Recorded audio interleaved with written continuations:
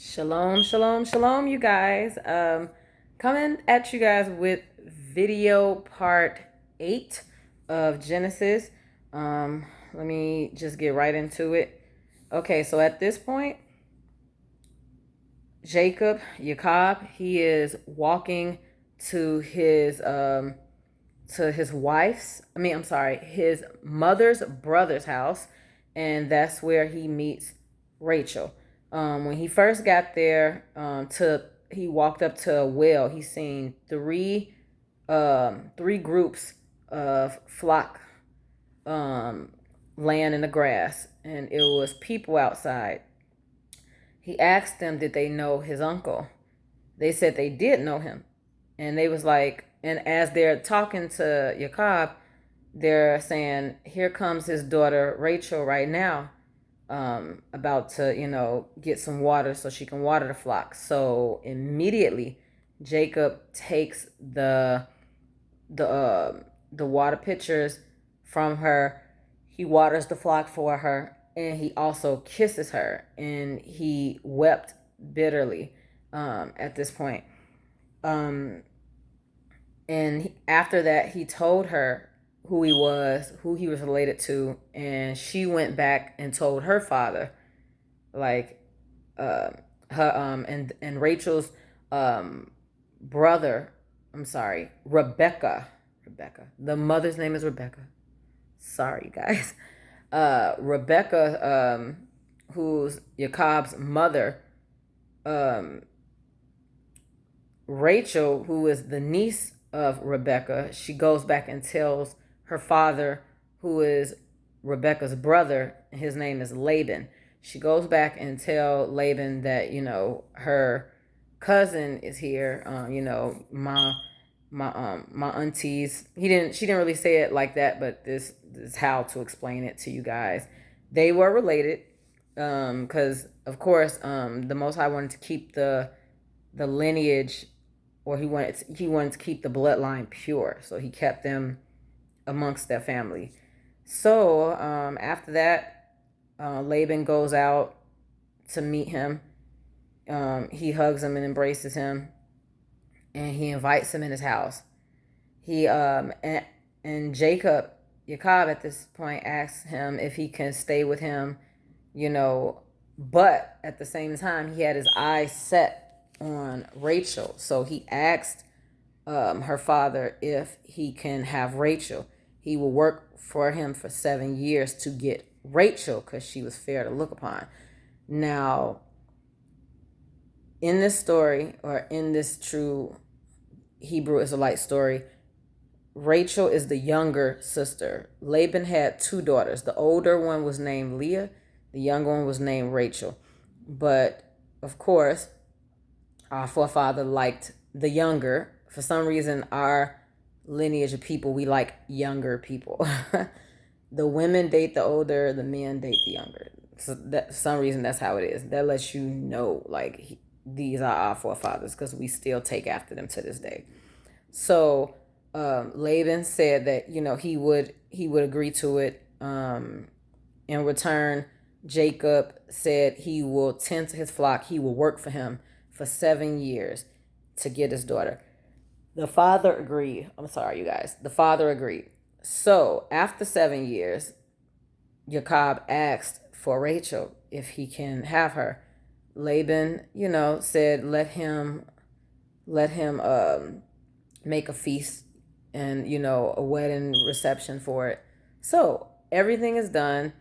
He goes into this tent, but the tent that he went into, as cunning and slick and sly as Laban, his uncle, is, instead of him putting Rachel, the younger daughter, in the tent with Jacob, because that's who he worked 7 hard years for, they put the older sister, Leah, who was in the Bible considered as tender-eyed. And I guess tender-eyed is almost like, when people do this, like, oof, oof. That's sad to say, but that's tender-eyed. Whereas Rachel was very beautiful to look upon. So um, they put Leah in the tent, and also give Leah's handmaid I think her name was, I shouldn't say I think. It was two handmaids that was given to both daughters. One was Zilpah and the other one was Bilhah. Um, Zilpah went to Leah. So that handmaid was given to Leah. So at this point, our forefather Jacob still does not know that he is being set up to marry, and he's about to go in on the wrong sister. Sad to say, he went in on the wrong sister. So this night, they had the wedding feast. They got him. He drank and everything, and he went into the tent that Leah was in, not knowing it was Leah, and went in onto her. When he woke up, I'm sorry, you guys, I am so tired. When he woke up the next morning, you could tell, like I said, describing this story, he is so, he is a Negro man. He is our color. He is black. He woke up and was like, he went straight to his uncle, like, man, like, why did you do this to me? Like, you gave me Leah, I wanted Rachel. So his sneaky uncle Laban said, well, it's tradition in our lands that the oldest sister or the oldest marries before the younger. He should have told him that before making him work 7 years for him, just for him to set him up to marry the sister he didn't really want. And it's sad to say, because I'm not going to jump the gun. Anyway, I'll get to what I'm trying to get at later. So he said, okay, he was like, I want Rachel. I would literally work 7 more years to get her. I want her. So the father agreed again. He said it's best that his daughter marry somebody within the family anyway. So he worked another 7 years, hard years. But at this time, not mind you, he's married to Leah, but his heart is still set on Rachel. Biblically, it says this. Like how I'm saying it, that's how it is. He literally got his mind set on her. He was somewhat, Leah was somewhat hated or despised because Jacob really wanted Rachel. So, 7 years later, he marries Rachel and actually gets her this time, and he goes in on her. Mainly, the same wedding reception. They celebrate with a ceremony, the feast. He gets, he drinks wine and he goes in unto his second wife, because that's the one he really wanted. But the Most High allowed for Leah's womb to be open so she can conceive and make babies, because the Most High knew that she was the one being despised and disliked, and Jacob showed more favor to the second wife, the wife he really wanted, than the one that he was set up to marry. So he has these two sisters as wives. He goes in on Leah and he conceives and makes a baby with her, which is the firstborn Reuben. Then he goes in on Leah again and conceives with her again and makes Simeon. Then third, he conceived again. Third child was Levi. Then the fourth child was they conceived again, Leah and our forefather Jacob. They conceive again and make our forefather whose lineage King David, Solomon, and the Most High, Yeshua Christ, comes from, which is from Judah. The fourth child from Leah and Jacob was Judah. And at this point, Rachel is jealous. She's envious. She's mad because her sister is having all the babies. The Most High is blessing Leah because he knew she wasn't liked. And in order for her husband to love her, the Most High allowed for her to conceive and have children, whereas he left Rachel, the one that he really loved, barren. So the more kids Leah was having with Jacob, he was loving her more and more, and his love for Rachel was starting to fade. He still loved her, but it wasn't as strong as it was because she wasn't making any babies. So in Rachel's in her sadness and depression, for like I said, there's nothing new under the sun, like it says in Ecclesiastes 3. Like our forefathers kept doing the same things over and over again. So what Rachel did was take it upon herself to give her handmaid Bilhah for Jacob to wife and to marry and have children with. And that's exactly what happened. That's what happened. She did that. So in this case, she they get married. He lies down with Rachel's handmaid and have a son with her. And that fifth child was Dan, the child Dan. And after that, she conceived again. He ended up laying down with her again, and this handmaid Bilhah conceived again and had another son, and this son was named Naphtali. So Rachel was grateful and blessed that she was able to have children through her handmaid. Basically the same thing that Sarai, which turned later into Sarah, did, because she couldn't conceive and have babies. So by Leah seeing this, she started feeling a little envious again. Her oldest son Reuben went down to go get some mandrakes, and Rachel, seeing her nephew with some mandrakes, she asked him for some. So Leah questions her and was like, you already stole my husband, now you want to steal my son's mandrakes. So what Leah does is she turns around and get Jacob, and when she goes to get him, she lie down with him again, and she conceive and have another son again, and this son was Asher. She had a son named Asher, and then she turned around and conceived again, and this time this son was Issachar. So the lineage from the full-blooded brothers from Leah's seed in order are Reuben, Simeon, Levi, Judah, Asher, and Issachar. Those 6 brothers are fully blood related, same mother, same father. Now through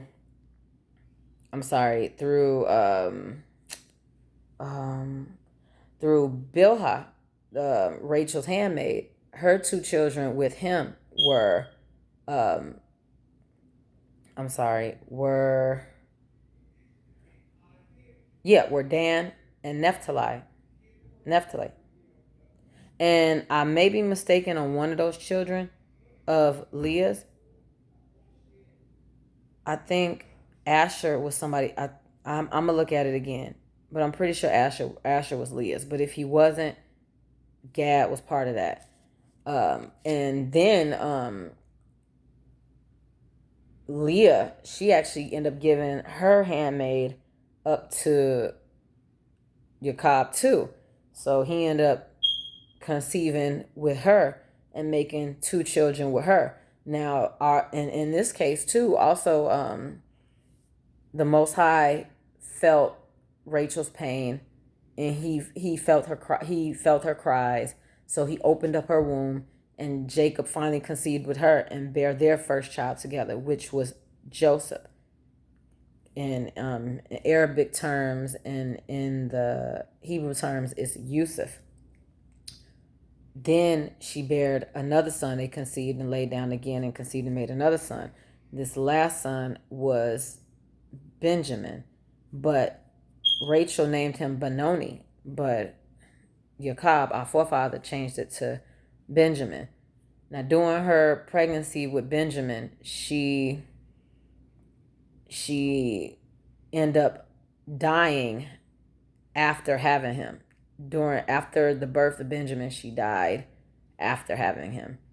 So, and that's bittersweet to her, because she didn't even get to enjoy her sons as much. And it's sad to say that Benjamin never knew his mom. Never knew Rachel. So like Rachel kind of had like a bittersweet life. Um, and so altogether he had 12 sons, with Leah having the most kids by him, because she also ended up having a daughter named Dinah.